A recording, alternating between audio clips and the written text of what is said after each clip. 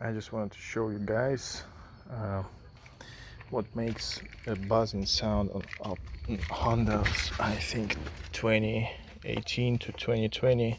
This module is located right behind this climate control panel, so you gotta take it off. I'm just tired of hearing this sound, and it sounds like it's so exactly when the car is moving, and